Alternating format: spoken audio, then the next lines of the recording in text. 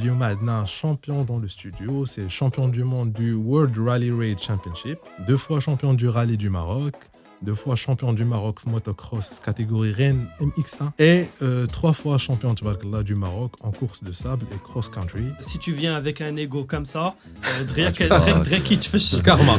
Karma. Adi, tu peux jamais venir et dire moi je suis le maître, je vais tout dominer. Tout se fait à fond, les freinages se font à fond, les accélérations se font à fond. Wow. C'est Alors, très physique. C'est très physique. La grande différence, c'est qu'en rallye, on ne sait pas où on va, où est-ce qu'on pose les roues. Ouais. Alors qu'en motocross, en faisant le tour 3, 4, 5, 6 fois, pour atterrir à la bonne distance, il faut faire en sorte que la moto elle se penche à l'appel pour que les suspensions, la détente se fait sur le côté et la moto reste très basse et elle atterrit à côté de la ligne d'arrivée. Dis que alhamdoulilah, avec tous les risques que j'ai pris, merci Dieu, tout s'est bien passé.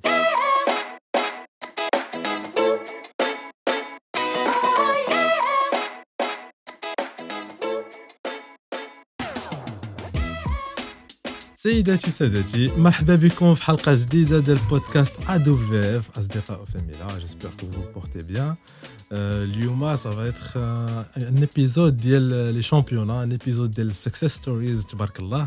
On a un invité de renommée معنا, c'est Amine Chikar. Merci. Ça va? Ça va très bien. مرحبا بك معنا. Allah يبارك فيك, merci pour l'invitation. Merci d'avoir accepté l'invitation. C'est un honneur pour moi. Ah oui, l'honneur est vraiment partagé, le plaisir est partagé. Merci beaucoup. Je vais faire une petite introduction pour peut-être les مازال شي ناس ما كيعرفوكش. D'accord. اليوم عندنا champion dans le studio, c'est champion du monde du World Rally Raid Championship, 2 fois champion du rallye du Maroc, 2 fois champion du Maroc motocross catégorie Rennes MX1. Il y a que c'est ça. Exactement. Donc j'ai fait ma petite recherche comme ça, corrigez-moi si je me trompe. C'est exactement ça. Ouais. Et 3 fois champion tabarakallah, du Maroc en course de sable et cross-country. Tabarakallah alik. Félicitations pour ce parcours. Merci. Je sais que Mazel, je suis en train d'écrire l'histoire d'Eric. Mon histoire et je pense aussi un peu l'histoire des sports mécaniques au Maroc. Au Maroc, exactement.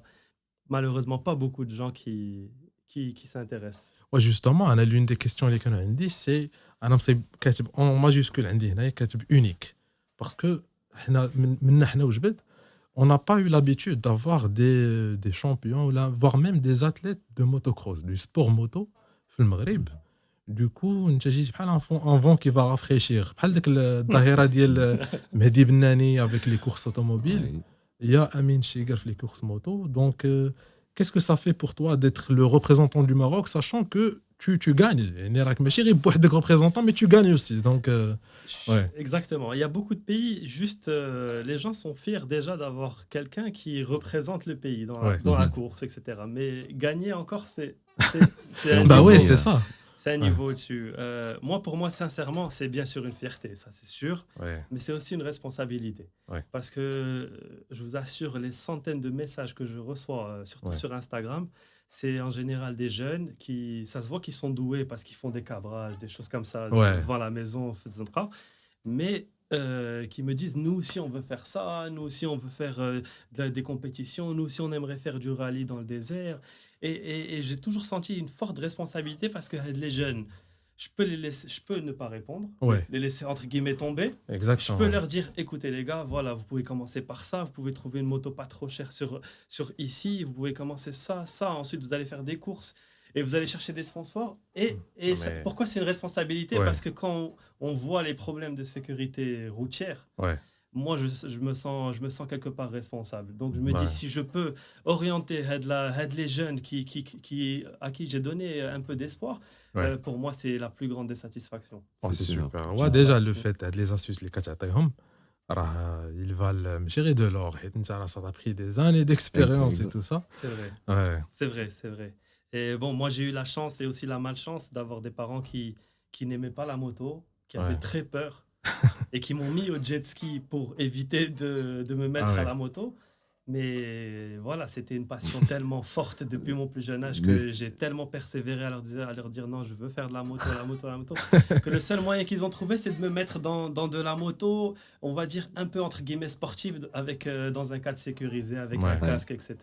C'est de te rapprocher le micro, comme ça on a la meilleure qualité. D'accord. Mais ce passage scooter des mers, scooter d'état, est-ce que c'est évident ou bien... Non, c'était pas évident parce que Houma, quand on a commencé à faire des courses de jet ski, qui m'ont mis au jet ski, il voyait très bien que je voulais faire de la moto. Je parlais de moto. J'ai toujours, d'ailleurs, chez mes parents, il y a toujours dans le salon une photo où j'ai 3 ans, je tiens déjà un vélo et ça se voit que je fais le son de la moto avec ma bouche. Donc, il y a vraiment ça, j'ai envie de dire, dans mon sang, dans mes gènes depuis tout petit. Je ne sais pas d'où ça vient. Et Houma, ils m'ont mis au jet ski. Ils ont vu que je continuais à insister pour la moto. Et ensuite, un jour, ils ont craqué. J'avais 14 ans, 15 ans. Et ils m'ont acheté ma première moto. Comme quoi, il faut persévérer. Mais, Olekin, ils ont mis beaucoup de règles. C'était interdit d'en faire sur la route. Le circuit. C'était soit dans un terrain vague, soit la forêt, parce que je suis de Rabat, la forêt de Hilton à l'époque. C'était toujours dans un cadre comme ça, pour s'amuser. Jamais le Bsalaf Zanqa, ça c'était la règle numéro 1. Déjà, pour les gens qui te font, j'aimerais m'excuser. Je m'appelle Nassim. Ah oui. C'est déplacé de ma part. Au fait, l'épisode, je m'en suis voulu. Je suis habitué. Donc, on dit Nassim Mouli. Voilà, mon acolyte depuis le premier jour. Wow, Hamza, une petite pensée à Hamza. Donc, ça va? Tout se passe bien? Je sentais que j'avais une petite question. C'est bon, elle a été posée. C'est passé fluide. Justement, je voulais un peu me concentrer un peu plus. Elle est les débuts du Elk. D'accord. Et faire de la discipline. Déjà, je suis sûr que tu n'avais pas déjà des modèles marocains en motocross. Non. Qui m'a dit depuis ton jeune âge, tu veux te lancer. Et puis. Alors, oui. Voilà. Comment c'est une très bonne question. C'est ça. Que tu fais de la moto et puis croire en toi en tant que Marocain, déjà que tu n'as pas de modèle, donc tu te fais tout toi-même. Et puis, bien sûr, comment tu as pu convaincre les parents? Là, c'est une très bonne question. Et c'est vrai que, plusieurs fois, on m'a interviewé, je suis passé plusieurs fois à la télé. Et ce qui ressort, c'est qu'on a l'impression que les choses se sont faites de manière facile et fluide. Mais en vrai, c'était tellement difficile. J'imagine.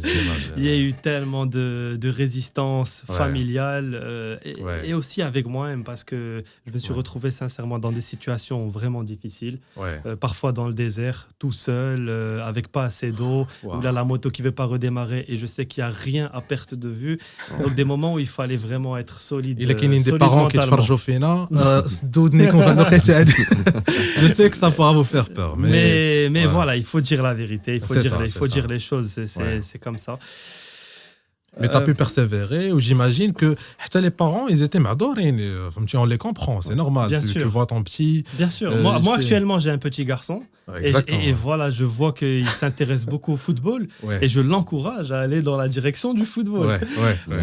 Parce que c'est sincèrement, il faut dire les choses. La moto, ça reste un sport dangereux. Ça reste un sport de l'extrême. Un sport extrême. Ça reste un sport de l'extrême. D'accord. Justement, j'ai vu, bien sûr, je fais une petite recherche. Je fais mon job d'espion, profil d'Elk. Où j'ai vu qu'il y a un aspect multidisciplinaire. Tu fais, c'est un peu lié, mais maintenant, je connais une perspective, mais برا. Donc on fait pas, نقدروا نجيوك mignon. Tu dis là, il sait pas certaines choses, mais justement, j'imagine que la plupart des gens qui se mettent j'ai vu que tu fais de la motocross et aussi du rallye. Exactement. Donc, où est-ce qu'il y a une différence entre les deux? Il y a les cross-country, rallye, où là, il n'y a pas vraiment de différence. Et s'il y a une différence, c'est laquelle? Alors, il y a une très grande différence. Juste pour comparer à l'athlétisme, parce que tout le monde connaît un peu l'athlétisme, le motocross, ça se compare à un sprint de 400 mètres. D'accord. Parce que les courses durent 15 minutes, 20 minutes, et on tourne en rond dans le même circuit. Ah oui, donc c'est intense. C'est très intense. Ouais, je vois. C'est les battements cardiaques, c'est très haut dans le rouge et ça dure un petit peu de temps, c'est-à-dire 15 minutes. C'est vraiment un sprint. Avec des obstacles, j'imagine. Oui, avec des sauts, des virages, D'accord. mais tout se fait à fond. Les freinages se font à fond, les accélérations se font à fond. Wow. C'est Alors, très physique. c'est très très physique et vraiment ça s'apparente à un sprint. Moi, Ouais. c'est comme ça que l'image la plus adaptée. Ouais. Le rallye, ça serait vraiment une course, ça serait vraiment comme le Tour de France en vélo. Ah oui. Ou- Ah ouais. ou- Donc ça se rapproche le marathon. Oui, c'est un marathon, même un ultra-marathon, parce que ça dure plusieurs jours. Ouais. Et c'est pas possible de rester à fond toute la journée pendant et 5 jours pendant 5 jours. Ça, Donc j'imagine. il faut se ménager. Il y a toute une façon de se gérer soi-même, de s'économiser. Et la grande différence, c'est qu'en rallye, on ne sait pas où on va, où est-ce qu'on pose les roues. Ouais. Alors qu'en motocross, en faisant le tour 3, 4, 5, 6 fois, On c'est bon, apprend. on repère les dangers, on sait que cet endroit il faut freiner, cet endroit il faut passer à gauche, cet endroit à droite. En rallye, non. Mais, Wow. qu'est-ce qui se passe dans ta tête آخر دورة شنو كيطرا في الاخر حيت on sait que le début Moi, je pense motocross, c'est pas la معاك même يبدا chose. معاك يسالي. C'est surtout. دونك داك ليطا ديسبري en fait اللي كتوصل ليه واش كتحس براسك كتاكتيفا فيك شي حاجه au niveau de l'adrénaline au niveau Alors, ديال l'adrénaline, elle est toujours là. Et tellement qu'il m'est arrivé un truc incroyable, c'est que ça m'arrive tout le temps. Dès que je finis une course, pas le lendemain, mais le jour d'après, Ouais. je pense que c'est dès que la descente, le manque d'adrénaline, je me sens pas bien. Ouais, D'accord. Je veux pas dire que c'est une dépression, parce que c'est pas une dépression, mais il me manque un truc. Une chute. Et je sens qu'il y a un truc qui va pas. Tu vois, je ressens le besoin après d'aller, je sais pas, je conduis dans la voiture et je commence à me faire des frayeurs tout seul. Ouais. Et je sens qu'il se passe pas assez de choses.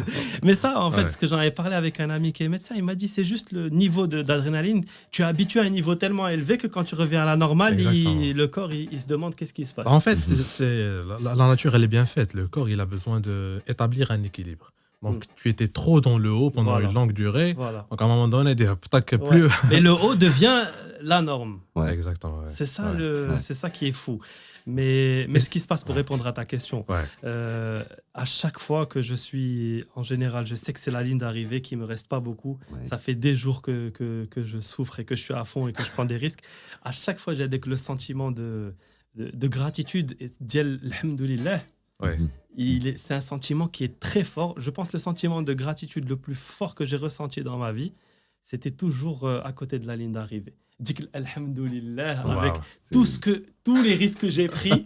Merci Dieu, tout s'est bien passé. Ouais. Mais vraiment, cette sensation, elle revient tout le temps. Elle revient tout le temps. Oui. J'imagine. Et même pour la préparation, j'imagine que tu ne te prépares pas de la même manière pour une course de motocross qu'un rallye. Ça n'a rien à voir. Voilà, Même préparation physique, c'est pas la même du tout. Est-ce que tu peux nous dire un petit aperçu? Alors, je sais que c'est très sérieux, c'est très strict. C'est très technique, mais c'est ça. Moi, j'ai un préparateur physique, mais la grande différence, ce que j'ai compris de ma préparation entre les deux, c'est que la préparation en endurance, elle se fait avec un rythme cardiaque bas. Ouais. Chez moi, c'est 120 BPM à peu près, et pendant de longues périodes de temps. C'est pour ça que je fais des séances de vélo de 2-3 heures, 3 fois par semaine. Et quand on veut travailler l'intensité, c'est-à-dire en motocross, le sprint, on ne travaille pas du tout comme ça. On travaille du fractionné, c'est-à-dire de la très haute intensité, 170, 180 battements par minute, mais avec des laps de temps, par exemple, de 30 secondes sprint, 30 secondes repos, 30 secondes sprint, 30 secondes repos. Ouais. Donc, au final, on ne travaille pas les mêmes qualités physiques. C'est ça. Et c'est pour ça que même si c'est de la moto, les deux, l'entraînement est différent. Et tu arrives à gérer les deux, tu fais les plannings d'elle? Franchement, moi le sport et la condition physique, c'est mon point fort. D'ailleurs, tout à l'heure, la chaise, elle descendait, tu me disais pourquoi.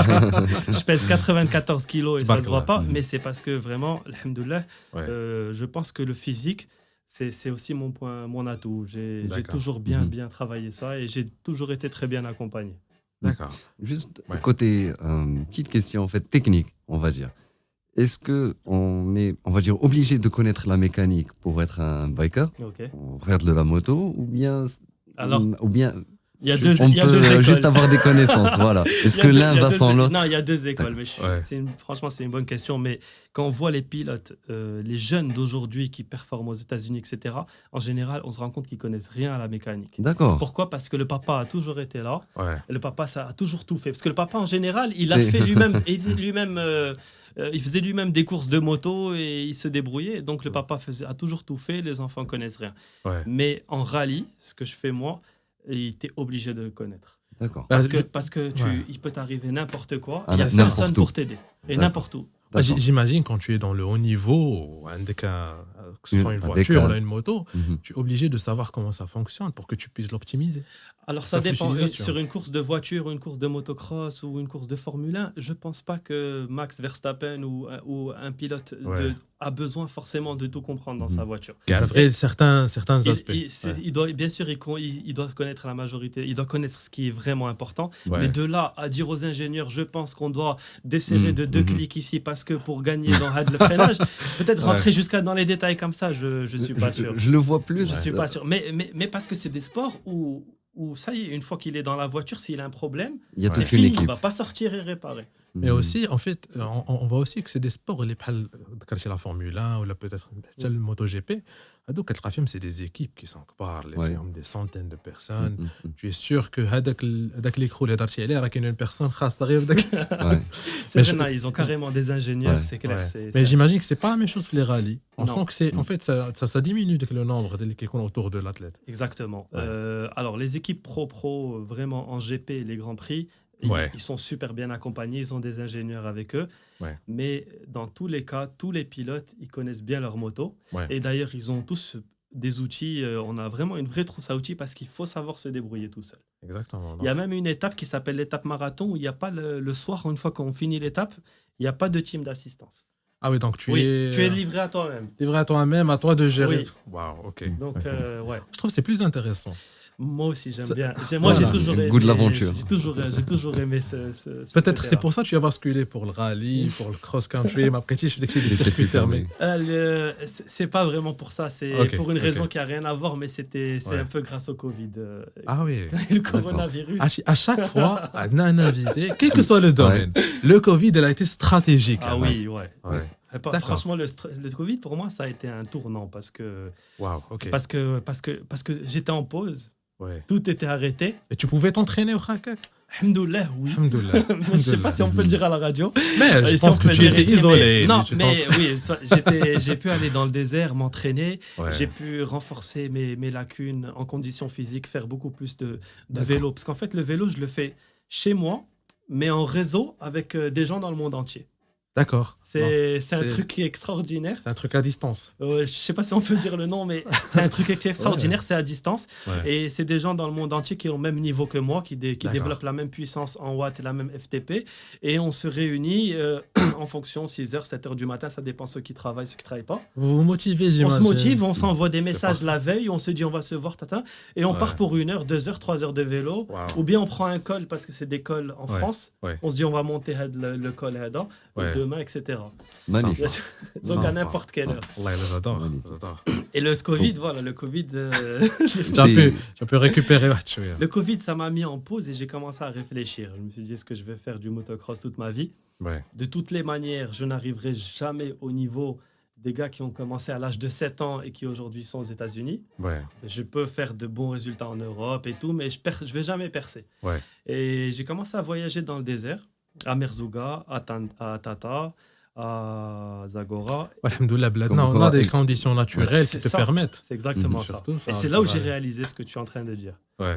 C'est là où j'ai réalisé. Et là, il s'est passé un truc avec le désert. Je ne peux pas te dire c'est quoi. Il s'est passé un truc. Un coup de foudre. Un coup de Et foudre. charmeur. Non, vraiment, il s'est passé un.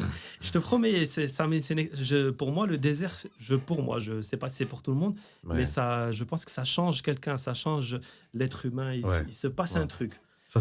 On se sent beaucoup plus humble et modeste face à la nature. On sait qu'on représente pas grand-chose au final. Ouais. Ouais. Je sais qu'il y a des surfeurs qui ressentent ça aussi dans l'océan. Au Parce que niveau j'en avais océan. parlé avec un copain surfeur, il m'a dit qu'il ressentait Ouais. exactement la même chose Mhm. avec le surf. Surtout, je pense, L'immensité de. c'est un truc en commun. Ouais. J'ai remarqué, surtout les sports extrêmes, les films, un volet de risque létal. Ouais. Oui. Justement, avec surf, tu peux avoir des blessures Ouais. qui sont Oui. vraiment très graves. C'est exactement. La même chose, on peut dire pour la moto. Oui.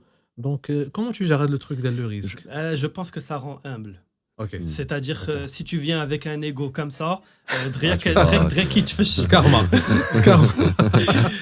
tu peux jamais venir et dire moi je suis le maître, je vais tout dominer, etc. Tout de suite, tu te remets, tout de suite, Ouais. Et c'est ça qui est génial Ça te calme. avec la nature. Ouais. D'ailleurs, c'est pas pour rien que Spinoza disait Dieu ou la nature. Ouais. Ouais. Mais je pense qu'il y a un truc qui est très spécial dans le désert. Et je suis tombé vraiment amoureux de ça. Franchement, c'est le terme. J'ai commencé à passer les 2 années, j'ai fait plein d'allers-retours. Donc, tu as la course, الناس qui تسابقوا, tu te fais plaisir. Je suis en train.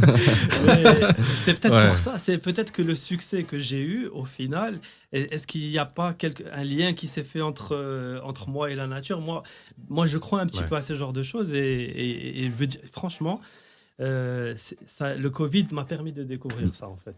Justement, non, ce matin en venant au studio, on a parlé de la théorie des cordes et comme quoi chaque chose fait de l'univers émet des ondes. Oui. Donc forcément, quand il y a si j'ai un mabine de personnes, c'est où là peut-être une personne et la nature, c'est qu'ils sont en train de résonner sur la même fréquence. Une chose est sûre, c'est que Amin, il a un facteur X, les Zaïd, qui fait que lui qui gagne. Donc, certainement, ça va être ça. Ça va être la passion, le fait que tu es immergé. Exact. J'ai toujours essayé de comprendre et je connais de la théorie des cordes et de tout ce qui est énergie parce que la science aujourd'hui le prouve. Oui. Et je suis d'accord avec toi. Je pense qu'il doit y avoir. Et je pense qu'il y a quelque chose qui s'est passé. Exact. Dans tous les cas, d'ailleurs, vraiment, on essaie de nous imaginer, on ne saura jamais la sensation d'être dans la moto. C'est sûr. Sur la moto, radif. Moi, je peux connaître la sensation d'avoir gagné une coupe ou un championnat. Je faisais du volley donc quand j'étais jeune, catégorie minime. On a eu la Coupe du Trône, on a eu le championnat. Haut niveau. Donc, شوف انا كون بلاصتك نجيب لا ميداي نحطها هنايا. J'en ai qu'une seule. Raison de plus. On dit voilà, راني كنت champion. Mais c'est un goût صراحة très, on va dire, c'est succulent de vivre avec le goût de la victoire. C'est le résultat d'un effort, des sacrifices. C'était 3 ans quand même, 3 ans de volley, c'est pas rien. Donc 3 ans on va dire, de coaching, de team. C'est un club à côté de chez moi. Et puis, je pense que quand tu deviens accro, ça c'est meilleur, je pense. Ça, c'est meilleur. Justement, Amin, il a parlé d'être accro à l'adrénaline, justement. J'imagine que dans ton cas, ou en général, les gens qui font de la moto, surtout le haut niveau, on ne peut pas dire que tu prends ta retraite un jour. Il est capable de dire, mais le vice, dès que tu veux faire quelque chose. Surtout que le rallye, c'est un sport où en général, les pilotes, ils le commencent un peu tard. D'accord, parce qu'il faut être mûr, mature. Donc, je ne suis pas le MotoGP. Non. D'accord, ok. Quand tu termines en MotoGP ou en motocross, c'est là où en général tu débutes en rallye. Les pilotes de rallye très bons, Stéphane Peterhansel, etc., ils ont plus de 40 ans aujourd'hui. Wow. Et pourquoi? Parce qu'il faut être mûr, sage. Et si tu débranches ton cerveau et que tu as une tête brûlée, ça se finit très mal. Ça se finit toujours très mal. C'est pour ça que même les teams, ils aiment bien prendre des pilotes qui sont en fin de carrière dans un sport plus comme le motocross ou l'enduro. Et ils les prennent en rallye parce qu'en général, là, ils ont la sagesse pour faire les choses intelligemment. Justement, on a la préparation physique. Mais je ne veux surtout pas négliger la préparation mentale. Oui. Parce que je sais que c'est presque 50% Oui. Et toi, il y en a qui disent même plus que 50. Mais après, je me suis dit minimum. Mais c'est sûr que c'est une part très importante. Et tu abordes comment, toi, l'aspect mental? Tu vas au-delà des risques. Au-delà des risques. Déjà, c'est un planning sévère, la discipline. C'est comment ton approche? Alors moi, j'ai une approche, je pense, qui est vraiment différente de ce qu'on voit chez les autres sportifs. Parce que j'ai eu un préparateur mental il y a 2 ans. Ça a donné de bons résultats. Mais je n'ai jamais eu d'aussi bons résultats que quand en fait, j'ai lu un livre. qui m'a fait un déclic. C'est le pouvoir de l'instant présent. Le pouvoir de l'instant présent. Eckhart Tolle. Ok. Alors ce livre, c'est très simple. Le message, apparemment, il est dans la religion musulmane, chez les soufis beaucoup. Il est dans toutes les religions, chez le bouddhisme notamment. Mais le message est très clair. C'est que quoi qu'on fasse, il faut le faire de manière à être à 100% ici et maintenant. Comme il disait Montaigne, marcher dans ses pas, être là. C'est-à-dire, si tu conduis ta voiture, tu conduis ta voiture. Tu ne parles pas au téléphone, tu n'écoutes pas la musique. Si tu lis, tu lis. Si tu es sur la moto, tu es sur la moto. Tu ne penses pas à tes problèmes. C'est quoi que tu fasses, quand tu danses, tu danses. Quand tu dors, tu dors. Et ce truc-là, je me suis rendu compte, au début, je me suis dit, c'est bête ce truc, ça sert à rien et tout. Mais en fait, je me suis rendu compte que c'était beaucoup plus compliqué à faire que ça a l'air. Et quand j'ai commencé à m'entraîner, à méditer, à être vraiment présent dans mon pilotage et tout, et ben là, il y a une magie qui s'opère. Là, il se passe quelque chose. Donc, ça, les résultats, les deux ni les résultats. Ça, le résultat que tu veux atteindre, tu es dans ton truc. Voilà. Mais j'imagine que c'est simple à dire, mais ça y est, surtout à notre ère d'aujourd'hui, nous, c'est pas comme nos grands-parents, il n'y avait pas de télévision, il n'y avait pas toute de la distraction. Nous, tu ouvres le téléphone, tu as 200 notifications, tu mets la télé, ça zappe, ça passe d'une pub à une autre pub. Le cerveau, il ne sait plus rester concentré sur une chose. Tu ne pourras jamais terminer. C'est devenu trop compliqué. Et ce n'est pas de notre faute à nous, ça ne sert à rien de s'en vouloir. Mais c'est notre monde aujourd'hui qui est devenu comme ça. C'est vrai. Donc pour moi, travailler ça, je me suis rendu compte que j'avais des lacunes parce que quand j'ai le roadbook et que je suis sur la moto et je suis concentré, je sais que dans 500 mètres, il va falloir que je prenne à droite après le puits. Je reste bam, le puits, il est passé, je n'ai pas tourné à droite. Je me dis, putain, pourquoi tu n'as pas vu? Dès que tu sais que dans 500 mètres, au kilomètre 325, tu dois prendre à droite après le puits. À chaque fois, et après, c'est là où j'ai commencé à tilter que j'avais des problèmes de concentration avec ça. Ou bien je pars en dialogue interne.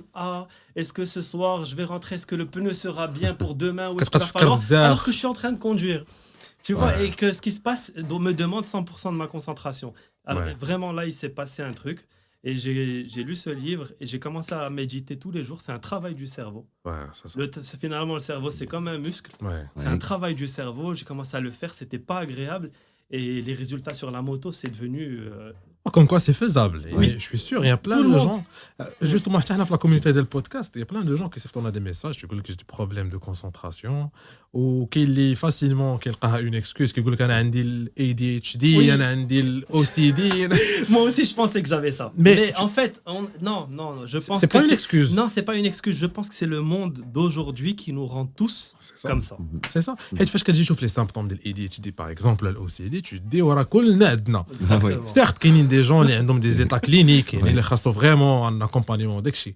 Ok, la majorité des gens, Amine, c'est un exemple. Je suis d'accord avec toi. Comme quoi, avec la méditation, tu te donnes un peu de temps pour toi-même, tu te mets le truc, ou surtout, tu considères ta santé mentale comme un muscle. C'est le travail.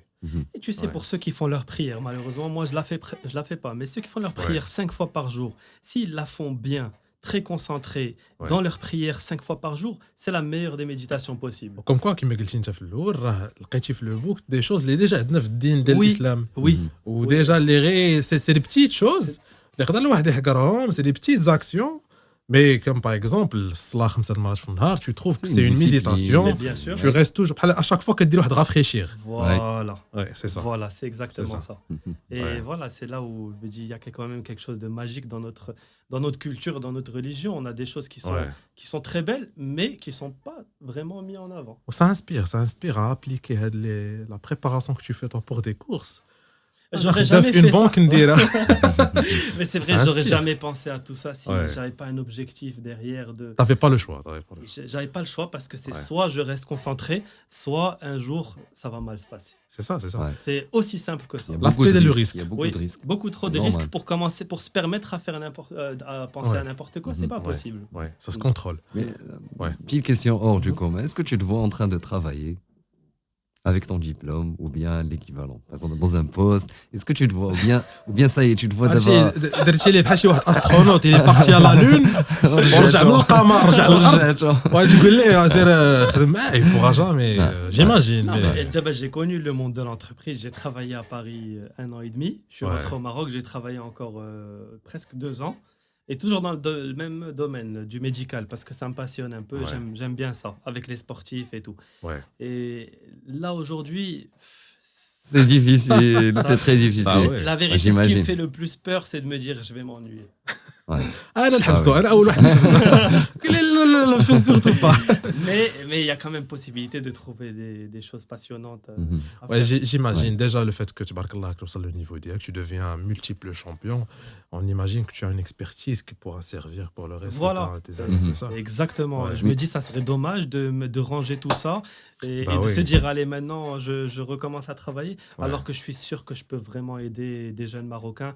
Je suis sûr que je peux faire de belles choses dans ce des jeunes mais chéris Marocains bien sûr on en a besoin parce qu'on n'a pas d'exemple من غيرك. Toute une nation امين. Mais j'imagine في العالم كامل des gens ils aiment bien avoir des كما قلت لك في الاول c'est des donc les astuces que tu peux donner فاش كتجاوب الناس في انستغرام ولا في les réseaux sociaux en général راه كيسواو الذهب. داك لو بتي او ليو دو ديجا يخسر فلوس ويخسر الوقت ويسبو الله يستر يسو بلاس ولا شي حاجه انت tu lui dis écoute je te donne un petit raccourci vas-y يلا قضي بيه لي. En parlant de القضيه j'ai vu que c'est la Fédération royale de motocyclisme. Je vois que en fait je sais pas est-ce que c'est une académie, ça apprend peut-être le fait de rouler sur une moto, comment reprendre des choses. Non, les fédérations au Maroc, je pense pour toutes les fédérations, ils sont là juste ils fédèrent tous les clubs. D'accord. Pour qu'ensuite les clubs puissent organiser des courses. D'accord. Et qu'il y ait des stages, des choses comme ça. D'accord. Mais c'est pas la fédération de faire forcément une académie. D'accord, mais en fait, pourquoi j'ai demandé la question du travail, c'est pourquoi pas, comment tu te vois par la suite, pourquoi pas avoir une école des sports de l'extrême au Maroc. Ça, c'est vraiment quelque chose qui n'existe pas, qui rassemble le skate, le BMX, le surf, la planche à voile, tous les déjà, types de le sports. motocross, c'est un univers. Je sais. La moto, de manière générale, c'est clair, c'est tout un monde. Mais moi, ce que je sais, c'est que ceux qui font ça au Maroc, qui sont intéressés de faire ça, c'est l'OCP. D'accord. L'OCP aujourd'hui, ils ont plein d'initiatives, à Ben Gurir aussi, je pense même avec des surfeurs et tout, pour les encadrer, pour essayer de mettre en place des académies, des choses comme ça. Okay. Après, est-ce que ça va se faire? Est-ce que ça va pas se faire? Ouais. Sincèrement. Parce que ouais, c'est lourd comme projet. Il y a le côté sponsor qui rentre en jeu. On sait que les événements, tu parles que là, extrêmes ici, les jeux extrêmes, les sports de l'extrême au Maroc, ça, d'après ce qu'on voit à la télé, il y a des sponsors. Mais pour les événements. Là, tu as tout dit. Voilà, c'est pour les événements. Là, tu as tout dit. C'est-à-dire que pour les événements, alors là, tu as les plus gros de tout le Maroc, sans les citer, mais les plus gros africains. Ils sont toujours là. Et je sais qu'ils mettent énormément d'argent. Mais après, pour aider les sportifs, c'est une autre histoire. Voilà, en fait, ma question, désolé, c'est comment est-ce que ces entreprises-là peuvent nous aider? Ou bien comment faire pour aider les bikers? Alors que ce soit les bikers ou les gars en skateboard ou les gars, mais parce qu'il y a des skateparks à Casa maintenant. Oui, même à Rabat. Au skatepark, je te jure, il y a des petits jeunes, c'est incroyable ce qu'ils font. Et tu as envie de me dire, mais il y a qui pour les encadrer? Un homme de l'aspect underground. Oui. Il y a dit que la passion pure. Je crois que c'est nouveau ce truc-là, parce que moi, quand j'étais petit, j'avais jamais vu ça en tout cas. J'ai l'impression que c'est les nouvelles générations et malheureusement, j'ai l'impression que les grandes entreprises marocaines et nationales, elles aident les événements et pas assez les sportifs. Parce que si elles aident les sportifs, je pense qu'ils auront le matériel adéquat, ils auront l'environnement adéquat pour peut-être donner encore mieux et on va dire augmenter leurs compétences, leur potentiel. Malheureusement, en général, que ce soit de la BMX ou là parfois même le breakdance, la danse, je connais des Marocains qui ont signé avec Red Bull, avec certaines marques internationales. Le seul bémol, c'est qu'ils sont obligés de sortir du Maghreb. À un moment donné, ils partent en Europe, ils partent aux États-Unis. Mais on espère bien que dans le futur, on voit des engagements des marques, ils font confiance à ce genre d'athlètes et ça reste quand même des athlètes. Ça demande un engagement, ça demande de l'entraînement et tout. Alors déjà, Amine, tu as un petit aperçu et du coup, on espère qu'on voit des marques qui font confiance au futur, aux personnes. Voilà. Pour qu'on les garde. C'est vrai, malheureusement. Il y a ce problème, mais moi je ne suis pas bien placé pour en parler, mais il y a la fuite des cerveaux. Je sais que par exemple, il y a des gens qui sont bons maintenant en programmation, qui sont formés au Maroc, pas forcément qui sont formés à l'étranger et qui décident de partir. Ça, c'est très très dommage parce que c'est une fuite de cerveau et de compétences pour le Maroc. Et je pense qu'on a exactement ce type de problème pour les sportifs. On fait que mettre un peu de lumière à le truc, mais je sais que c'est un univers. Sujet très vague. Justement, parlons de tout ce qui est le côté administratif plutôt ou la sponsoring et tout ça. قريت une interview درتي مع la MAP. Oui, la MAP. Que قلتي que ton rêve, parmi tes rêves, on a que tu le rallye Dakar, Inch'Allah. C'est ce qu'on te souhaite, Inch'Allah. Et pour le faire, bien sûr, on revient à la question des sponsoring. Le nerf de la guerre. La fameuse question, justement, qui s'applique. Podcast, qui s'applique, bien sûr. Bah ouais, pour faire vivre un projet, il va falloir l'aider. Bien sûr. Je voulais te demander, Fino Wasseltel d'abord. J'ai vu ton intervention sur Hit Radio. Tu as parlé de. Tu es toujours en train d'y penser. Dis-nous. Alors, juste pour expliquer, parce qu'il y en a beaucoup, peut-être les gens ne connaissent pas le Dakar, mais avant ça s'appelait le Paris-Dakar et ça passait au Maroc. Et moi, quand j'étais jeune, nous on a à peu près le même âge, quand j'étais jeune, je me rappelle, il passait par Rabat et ça m'avait toujours marqué. Donc il y avait déjà quelque chose dans mon enfance quand je les voyais passer. Malheureusement, aujourd'hui, il ne passe plus guerre en Afrique, il passe en Arabie Saoudite. Pour des raisons évidentes d'argent. On revient au sponsoring. Mais ça s'appelle toujours le Dakar. D'accord. Pourquoi j'aimerais aller au Dakar? Parce que j'imagine que c'est un truc qui est ultime pour les c'est pour vraiment les pilotes. c'est le Graal, c'est la course ultime la plus médiatisée de toute l'année dans les sports, tous sports mécaniques confondus. Et c'est celle où la visibilité est juste incroyable. Ça passe tous les soirs sur Canal+, France Télévisions, sur plein de chaînes d'autres pays. Oui, j'imagine que toi, tabarakallah, en tant que champion mondial, on attend qu'on puisse te voir. En toute logique, maintenant, il aurait fallu que des entreprises nationales marocaines me disent « Amin, on va au Dakar pour faire briller le drapeau du Maroc. » Exactement.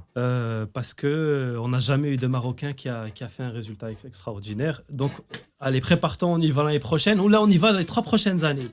C'est ce qu'on se dit. Et ça, c'est le scénario idéal. C'est pas vraiment malheureusement, ça ne s'est pas vraiment passé comme ça. Je continue encore aujourd'hui à me battre, à envoyer des mails, à essayer de contacter des gens qui ont un peu d'influence. Et c'est compliqué. Et c'est vraiment compliqué. Et ce qu'il disait Momo sur Hit Radio, c'est vrai. C'est que après, parfois, il y a des pays étrangers qui cherchent des athlètes comme moi, arabes, d'origine marocaine ou d'origine arabe, pour justement représenter leur pays dans de telles courses. Parce que avoir des pilotes qui sont capables de faire un résultat au Dakar, il y en a pas beaucoup. Il suffit juste de googler très rapidement. C'est tellement difficile, ça dure 15 jours, 800 km par jour. On se lève à 3 h du matin, tous les matins, tu rentres que le soir vers 7 h du soir. Justement, je pense c'est tellement difficile qu'il n'y a pas beaucoup de gens qui sont capables de le faire. Et c'est dangereux. Ou d'abord, je pense que tu as l'élément du temps. Il va falloir que tu prennes une décision à temps. Et pour que aussi tu as assez de temps pour te préparer, tu as assez de moyens pour te préparer. Exactement. Donc voilà. Exactement. Les budgets ils font peur. J'espère Billy Hasbik pour prendre une décision, pour savoir quand tu vas virer. Voilà, c'est sincèrement là l'heure où je vous parle, j'ai des décisions à prendre et c'est pas facile. C'est soit rester avec des entreprises marocaines, mais malheureusement, les barrières d'abord, ils montrent un intérêt à يمشي معاك لتما. Voilà. Ou là, avoir un talent aussi précieux qu'on sait que Blastic est le Dakar, mais par contre, tu vas partir avec des partenaires étrangers. Voilà, partir avec des partenaires étrangers, pour moi, ça serait un échec d'une certaine manière parce que j'ai toujours voulu que ça soit le Maroc avec des entreprises marocaines d'arriver à faire quelque chose qui sera historique pour les sports mécaniques. Vraiment, avec tout le respect que je dois aux partenaires marocains et même le sport moto au Maroc, ولكن quand même, en tant que spectateurs, mais ça va nous briser le cœur. Juste parce qu'il y a des partenaires, les mêmes branches, alors que الناس على برا راه باغيين يديو لو جوايو. الناس على برا راه كيتقاتلوا راه باغيين يديو راه باغيين حيت ils savent le potentiel qu'il a. Et pour nous, vraiment, je te dis d'abord une parole de spectateur. Pour moi, c'est hors de question. Il va falloir que trouver un moyen. En tant que spectateur, on aimerait bien voir, par exemple, d'abord la Coupe du Monde. Le football. Mais les drapeaux marocains, les mezzouzines, ça fait vibrer tout un pays. À chaque fois, d'ailleurs, le surf, il y a Ramzi Boukhiyam, le surfeur marocain, quand je vois le drapeau, par exemple, dernièrement, les Jeux Olympiques. Mais ça n'a pas de prix avec le feeling. On aimerait bien avoir le même feeling avec Amin, le Dakar, Inch'Allah. Mais Inch'Allah, moi je reste quand même optimiste. Nous aussi. Je pense que les choses commencent à bouger. C'est juste qu'au Maroc, tout ce qui est la bureaucratie de manière générale, elle a une inertie, ça prend du temps. On n'est pas, c'est pas tac, allez, ça va se faire comme ça. Le Canada, c'est mon avis personnel de spectateur. En fin de compte, il va falloir que tu prennes une décision. Oui. Quel que soit le logo. Que ça soit avec le Barça ou là avec On est sûr qu'en fin de compte, c'est pas de ta faute. On voit que le cœur il bat, on voit qu'il y a de la passion, on voit que le mec il te dit انا بغيت نمثل بلادي انا بغيت نهز درابو بلادي mais c'est pas de sa faute. Mais en tout cas, on va voir, on va te suivre de très près, Inch'Allah. Merci, oui. Que ce soit sur les réseaux sociaux, bien sûr les télés et tout ça. J'imagine que les gens يتفرجوا فينا حتى هما. حيت حنا المغاربه فينا هذه القضيه اشاك فوا كيكون واحد مغربي كنبقاو تابعينه حاضرين. Mais voilà, on est là premièrement pour t'encourager surtout, te souhaiter un bon courage Inch'Allah, Allah yaounik, et surtout pour te voir briller là-bas parce que c'est mérité avant tout. Inch'Allah, merci beaucoup. J'ai deux petites questions, mais c'est, on va dire, c'est préférence.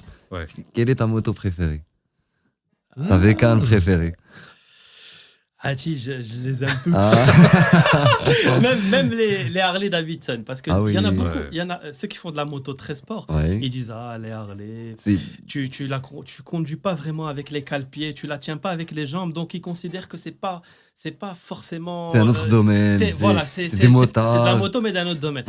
Eh ben, je suis pas d'accord. Même les Harley, je les trouve magnifiques. Même toutes les motos, sincèrement, elles ont toutes. Après, ça dépend de qu'est-ce que tu vas en faire. Si tu vas faire du circuit, est-ce que tu vas juste te balader à 30 km/h et prendre du plaisir.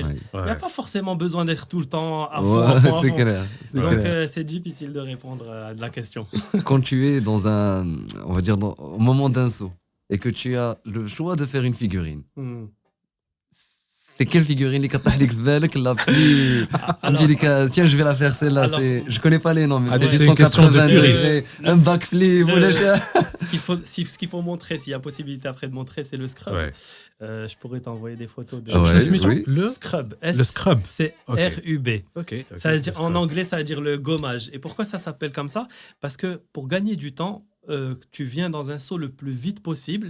Si tu sautes le saut à la même vitesse à laquelle tu arrives, tu vas atterrir beaucoup trop loin et sur le plat et tu vas te faire mal.